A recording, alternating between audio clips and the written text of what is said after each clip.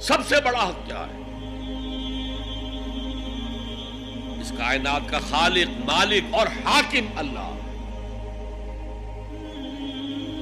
اس کا حکم یہاں نافذ ہونا چاہیے، یہ حق ہے۔ اگر نہیں ہے تو اللہ کے خلاف بغاوت ہے۔ اس کی آپ اگر تلقین کریں گے تو آپ ایگزسٹنگ سسٹم کے باغی قرار پائیں گے۔ پوری دنیا میں secularism, sovereignty of the people, تم کیا کہہ رہے ہو؟ تمہاری یہ ڈفلی کیا بجا رہی ہے؟ خدا کی ساورنٹی، یہ سب سے بڑا حق ہے۔ اس حق پر جو بھی ریزنٹمنٹ ہوئی تھی مکے میں، جیسے جیسے ستائے گئے تھے حضور اور آپ کے صحابہ کو، آپ کے علم ہے،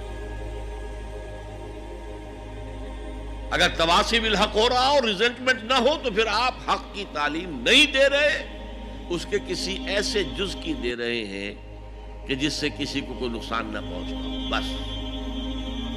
یہ کوئی جینٹل مین ایگریمنٹ ہے آپ کا وقت کے نظام کے ساتھ، ہم تمہیں چھیڑیں گے نہیں، باقی ہمیں واس کہنے دو، ہے جاؤ۔ اسی لیے فرمایا من رأى منکم منکرا فلیغیرہ بیدہ، جو شخص تم میں سے کسی منکر کو دیکھے، کسی بدی کو دیکھے، کسی خلاف حق بات کو دیکھے، اس کا فرض ہے کہ اسے طاقت کے ساتھ اپنے ہاتھ سے روکے۔ فَإِن لَمْ يَسْتَطِعْ، اگر اس کی طاقت نہ ہو، فَبِلِسَانِهِ، تو زبان سے تو کہہ دو کہ خدا کے بندے یہ کام نہ کرو، یہ غلط ہے، یہ حرام کام ہے، اللہ کے غضب کو دعوت نہ دو، یہ تو کہو۔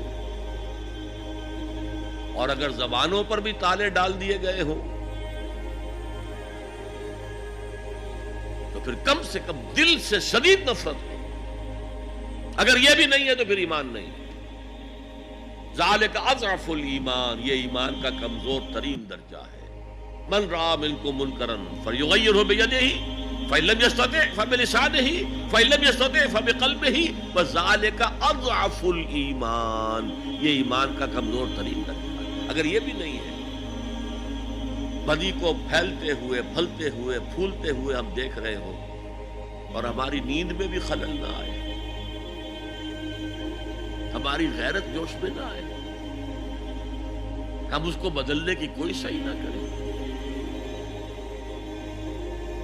ہمیں اس کا افسوس تک نہ ہو، وائے ناکامی مکائے کارواں جاتا رہا، کارواں کے دل سے احساس ضیاء جاتا رہا،